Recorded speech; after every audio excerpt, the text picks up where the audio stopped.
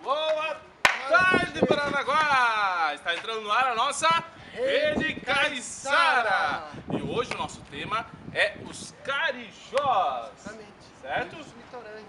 Os índios aqui do litoral paranaense. E para falar sobre os carijós, nós viemos aqui no Instituto Histórico e Geográfico de Paranaguá para bater um papinho com o mestre, o cara que mais entende de história de Paranaguá, que é o seu Zé Maria. Ele que é uma história, uma figura mitológica de Paranaguá, e ele está aqui todas as tardes aqui no Instituto Histórico e Geográfico. E agora nós vamos ali conversar um pouquinho com ele. Vem com a gente.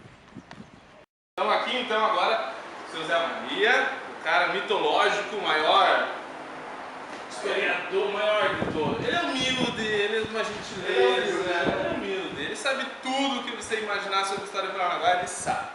E hoje nós viemos aqui, boa tarde, Zé Maria. Obrigado por receber a gente do Instituto Histórico e Geográfico. Estamos aqui no nosso programa Rede Caiçara, que vem falando um pouquinho sobre a história de Paranaguá.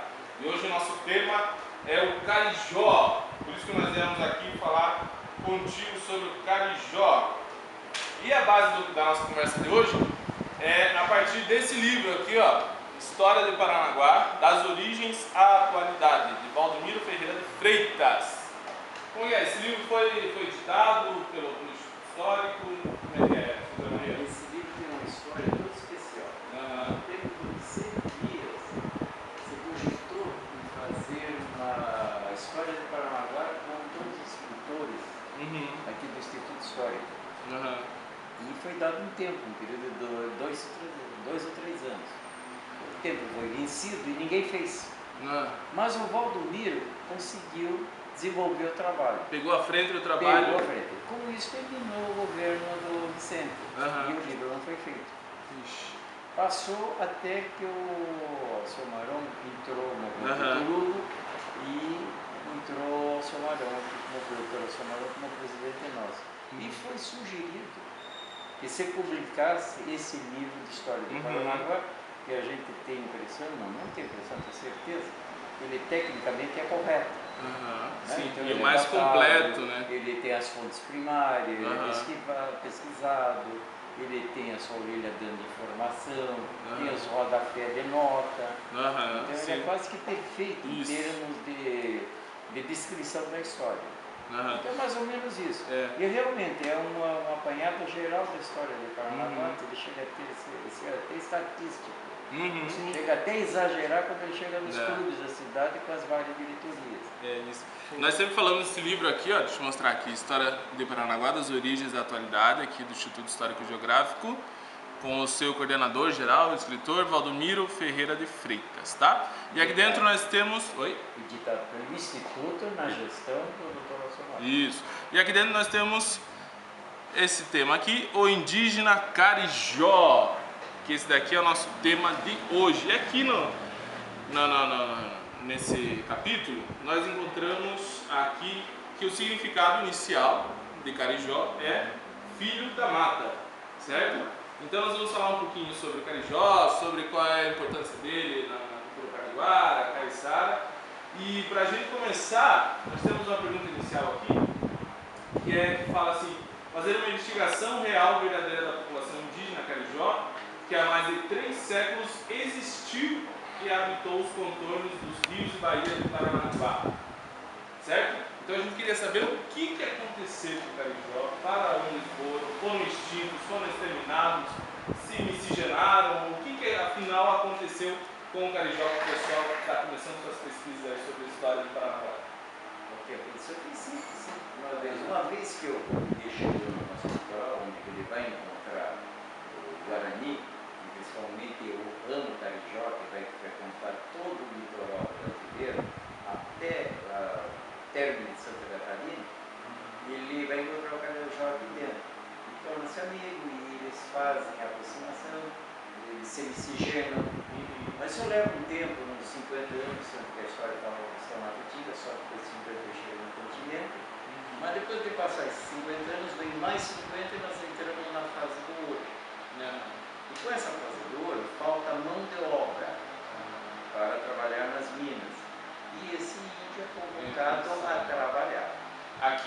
estimam uma população de 6 a 8 mil habitantes. Se você for estimar nada, 5 anos atrás, até os nossos dias, como o Sambaqui, ou o Sambaqui, já é o pronúncio do índio que nós vamos escrever, que é o Carinho. Então chega um ponto que ele se mistura entre o antigo e o mais recente. Aqui até menciona, né, o grupo tribal carijó do litoral do Paraná vivia num estágio cultural diferente daquele do grupo tribal primitivo pré-histórico do Sambaqui. Que eles já tinham uma agricultura mais desenvolvida, não tinham obsessão pela guerra e não praticavam antropofagia. É isso? Aí realmente não sabe. Talvez tudo ser feito de antropofagia através de rituais. Certo? E todo índio nosso aqui no Brasil, ele é ritual. Normalmente alguns mais vezes, outros menos, outros praticavam com culto, outros já com atos de guerra. É o conceito de você demorando o adversário, você consegue as qualidades dele. E o nosso objetivo principal de ter vindo aqui é a gente perguntar qual é a colaboração do índio carijó dentro dos usos e costumes do caiçara atual. Qual foi a herança, a questão da farinha, que é muito mencionada aqui, a mandioca, o biju, o biscoito, tudo isso é herança do índio, a questão de tomar banho todos os dias. Sempre até a ideia do carijó, até o jeito do carijó, a malandragem do carijó, a esperteza do carijó, o espírito brincalhão do carijó, isso nós adquirimos. Assim como adquirimos toda a maneira de usar o meio ambiente para tirar tudo que tinha em volta para a sua subsistência. Ele ia na mata, tirava todos os tecidos da madeira, do cipó, ele ia no brejo, tirava o papo, fazia cerâmica. Ele pegava a caça, preparava, salgava, usava o alimento, a comida, até tanto que ele chega a formar o índio português no nosso real. E o nosso folclore é uma dança, que é uma dança espanhola, que é trazida pela Península Ibérica, Portugal, pela sua muçulmana também, 700 anos de dominação, e ele chega até aqui e se geme com o índio, trazendo essa parte de dança de roda, formando o fandango nosso. Com a criação e com o fato do índio ser caçado, e ele vai desaparecer até 200 anos depois, você só vai encontrar ele em Minas, e por fim em Minas ele também é quase extinto, ele foge para o Mato Grosso, hoje na parte sul do Mato Grosso. Ele, pelo fato de ser caçado, ele foge para o interior. E nesse interior, aquelas pessoas, aqueles elementos que se cruzaram com o português, que se cruzaram com o índio, com o negro, que só vem 200 anos depois, praticamente. É um momento do aparecimento do ouro, acontecendo que o índio não vai dar conta do recado, e não quer mesmo, ele é quase que extinto, ele tenta fugir. Os descendentes. Só que esse povo, ele vai para o interior e mantém quase em segredo as tradições, peculiaridades e toda a sua formação histórica e cultural. E com isso eles não têm acesso à civilização praticamente. Se você pega a parte de medicina, ela é rica em crenças. Não é? Por exemplo, tem o fato da mulher, quando vai dar à luz, o marido ficar rodando em torno da casa. Não é? Para justamente ajudar o parto, não tem nada a ver. Mas a matriz diz surgem simpatias, ou então usar picumã, aranha, a cinza, para cicatrizar a ferida, pomadas, as várias simpatias que você tem de São Camponeiro, um pouco do português, um pouco do índio, né? A maneira de você não guardar quase nada, se toda a vida tirar o índio é isso, Deus dá e salva. O negro não é tanto, o português também não, mas o índio traz isso. Como o traço mais forte justamente do índio, essa índole de não guardar o que a natureza própria, né? Cai do céu praticamente, faz com que eles sejam os primeiros guardadores da ecologia. Sustentabilidade. E isso aqui vai chegar até o nosso tempo. O nosso caipira, o caiçara, né, o nosso miscigenado, ele é altamente desconfiado. Isso ele não perdeu até hoje. Ele, uma vez que ele tem amizade com você, ele se torna teu amigo, ele dá terra a casa, ele faz tudo. Mas até isso chegar, esse outro. E é até rancoroso. Depois que você faz algum mal para ele. E ele cobra. E é uma pergunta que nós temos para fazer. Pessoal aí que está pesquisando história do Paranaguá e Carijós, tomem muito cuidado com essa questão, né? Que nós vamos perguntar agora para o Zé Maria, é a questão dos índios existentes hoje na ilha da Cutinga. Cuidado, muito cuidado, porque tem uma peculiaridade aí. Todo mundo está enganado, né? Todo mundo se engana que achando que é o índio Carijó. Negativo. Né? Qual é essa história? Como é? Se não são índios carijós, quem são esses índios? Como é que eles vieram chegar aqui? Anos que vieram de outras partes. E parece que o pessoal veio do interior do Paraná. São índios que são de planície, são de Planalto, que era a serra acima, que veio do litoral, alguns chegaram aqui e, por não saber nadar, chegaram até no Rio. E não são índios que nem o Carijó. O Carijó só existe hoje no Mato Grosso. Agora, isso não quer dizer que ele se ocupe a terra. Se há uma área indígena, eles são transferidos para uma área de acomodação. Pelo menos parece que esse é o nosso caso aqui no Paraná. Não é errado. Também não vamos dizer que eles são carijó. São de origem indígena? São ramos? São. Índios? São. Mas tem que deixar bem claro que não são os nossos carijós nativos. Mesmo que se diz, jogam futebol, jogam, mas se diz, não são Flamengo, mas são Rio Branco. Mas o Rio Branco não dá mais Então, esse foi o nosso papo aqui maravilhoso com o José Maria. Daqui a pouquinho nós vamos levar vocês para conhecer uma exposição, já que nós estamos falando do Índio Carijó, uma exposição bem bacana que está acontecendo aqui pertinho, né? Na Casa de Cultura, na Casa de Cecia aqui. Sobre cerâmica, como é o nome da expressão? A cerâmica cabocla do litoral paranaense, da Dona Senhorinha, lá de Medeiros. Dona Senhorinha, essa cerâmica é autêntica, eu já falei para você. Tem uma peculiaridade toda especial. Essa cerâmica não é que nem a cerâmica do Marajó, aqui de Santa Catarina, que é feita na mesa com rolo, então no pedal, ela vai rodando e você vai modelando ela. Ela é feita em rolinho, é rolado, e esse rolo vai se colocando, formando o utensílio. Se você quiser fazer o fundo, você faz um chapado, um ladinho, e em cima dele você vai começar um rolinho atrás do outro. A forma de queima dele e a é especial. mão, tudo faz.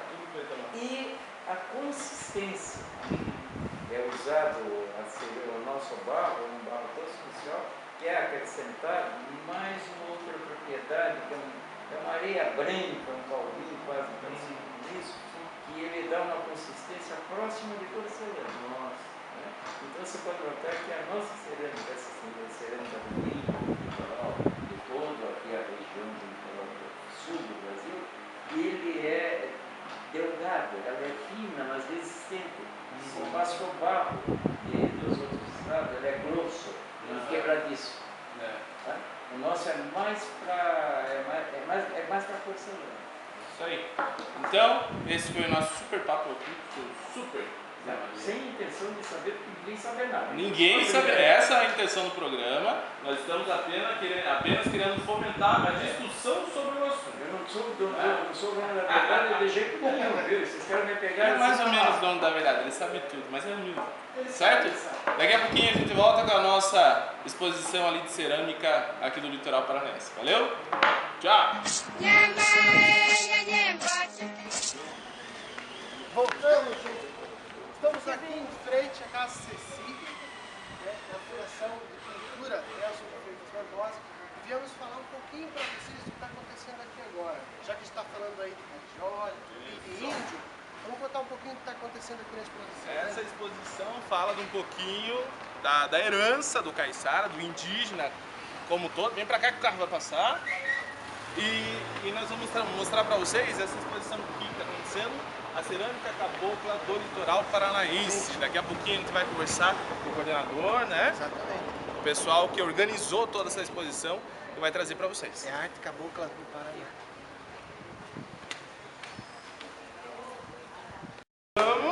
Como a gente tinha falado então, agora nós estamos aqui com os coordenadores da nossa exposição aqui, a cerâmica cabocla do litoral. Isso daqui, a Aurilene e o André Serafim, que são os coordenadores, um dos coordenadores, né? Tem mais gente aqui que é?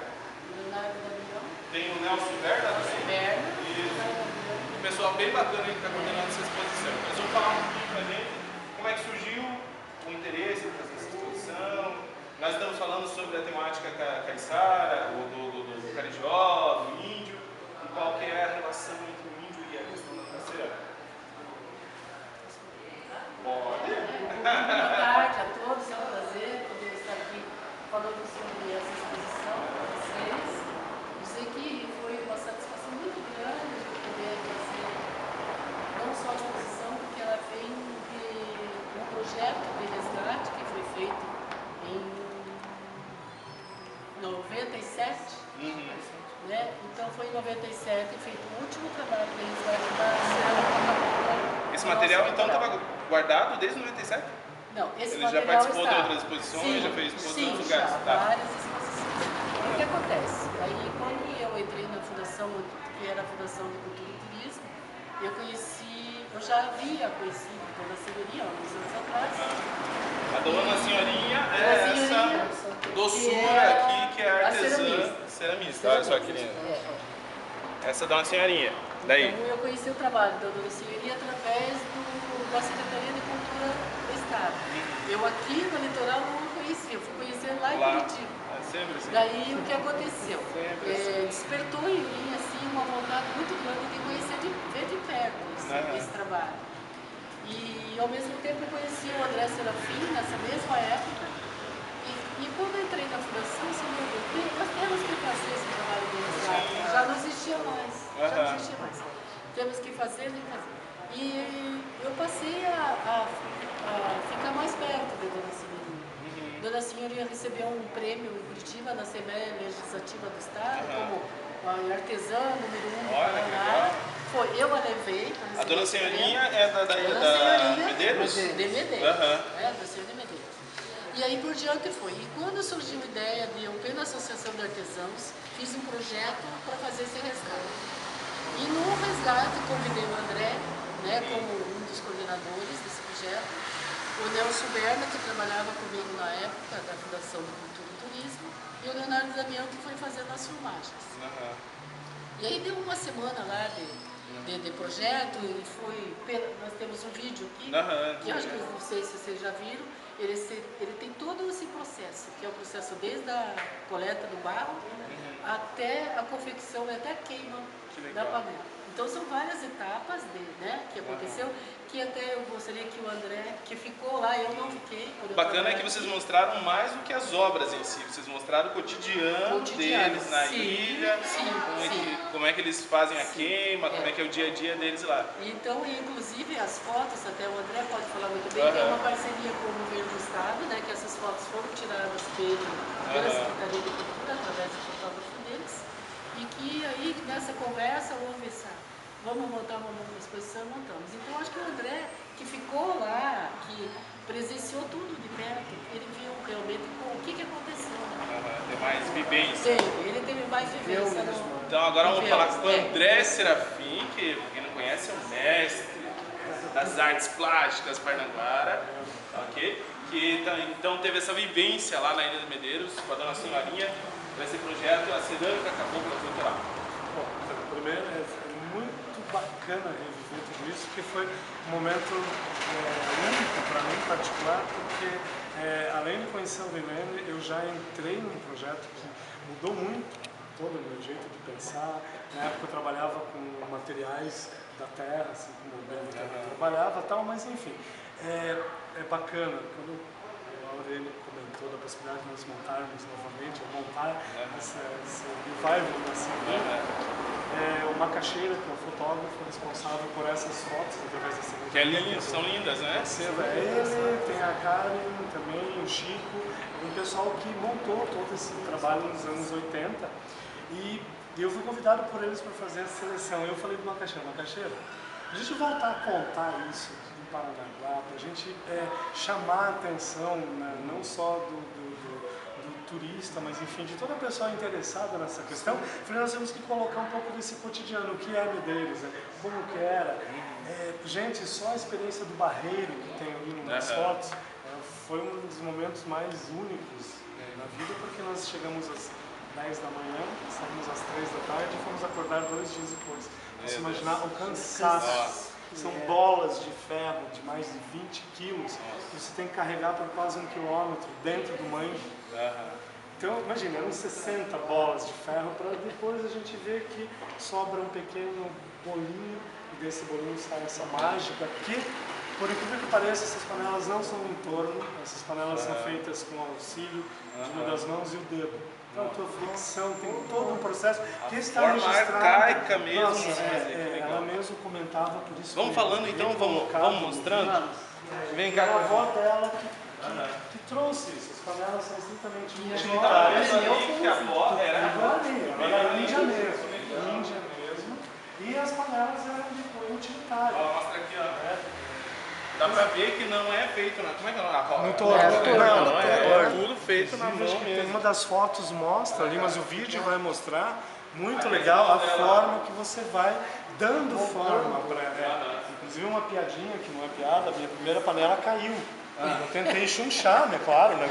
Eu sou do continente, né? Não tinha como, No terceiro dia a panela não erguia, eu fui, a panela desmontou. No último dia eu consegui.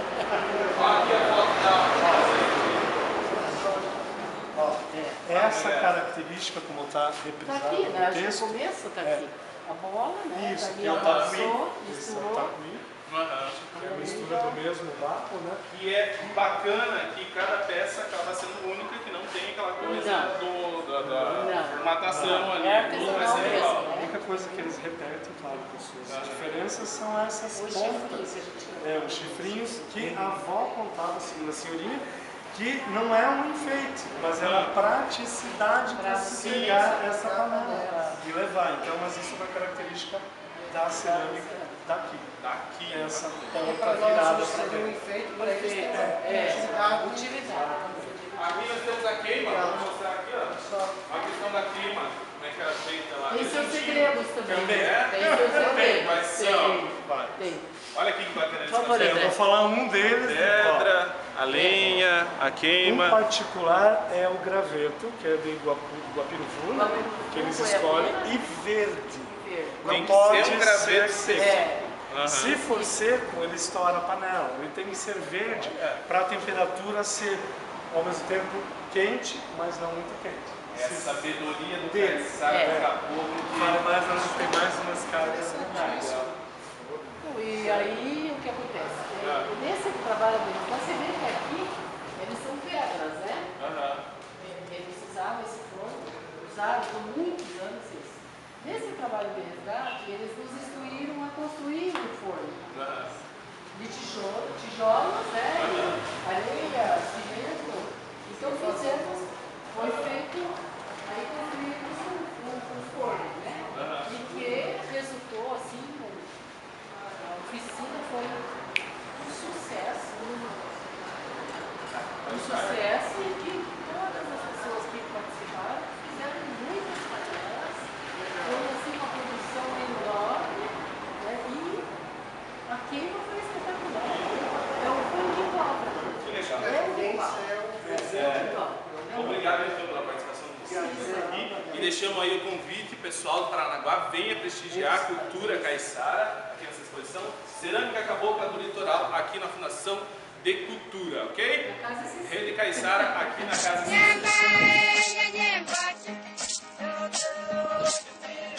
Há muitas e muitas luas passadas, um povo vivia numa linda Bahia. E nesse paraíso de ilhas, mares, rios e continentes, viviam contentes e sós.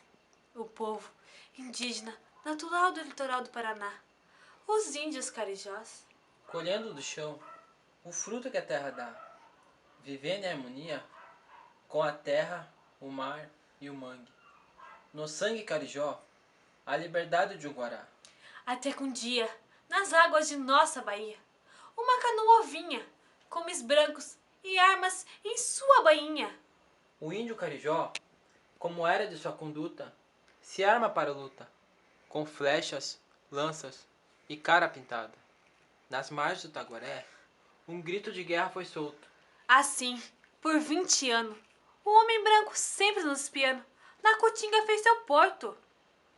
Mas com o tempo, a curiosidade do nosso povo aumentou. E em contato com o homem branco, nossa tribo lhe enganou. Nossa terra foi conquistada e nossa honra derrotada. Assim, por cobiça e precisão do português, do Carijó ele fez escravo na plantação. E com a febre do ouro, era o Carijó que procurava o ouro com o aluvião. Assim nossa história, na história dessa cidade, foi escrita e apagada. A população indígena do litoral pelo homem branco quase foi dizimada. Mas a cultura caiçara do nosso costume está encrustada. Nossas palavras, nossa pele, nossa dança, nossa comida, na vida do Parnaguara está contida, e dela não pode ser mais removida. Por isso, em Paranaguá, o índio Carijó seu traço deixou marcado, no presente Para o futuro, e no passado.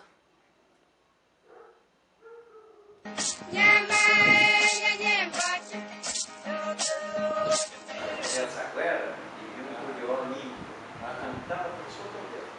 Aí eu falei, sério, eu vai me comprar, vai dar dinheiro, todo direito, ela com 600 reais, eu sou capaz. Aí vai ser tudo amor, ele já puxou para 800, né? Ele falou, lá, Canego, você já está me enganando, né? Não, mas deixa eu pago 800. Aí eu passar aqui, botou na gaiola, ficou assim, colocou um paninho assim para não pegar sol e foi embora. Eles estavam 100 metros assim da praia já passado, que o passarinho começou a cantar. Ele foi olhar, ele levantou o tempo assim, e disse: ei, ô, caboclo, o passarinho aqui não tem uma perna, não faltou, você me enganou, cara. Aí disse: como é? Puta, você quer ele para cantar ou para dançar? Zé Maria é um mestre.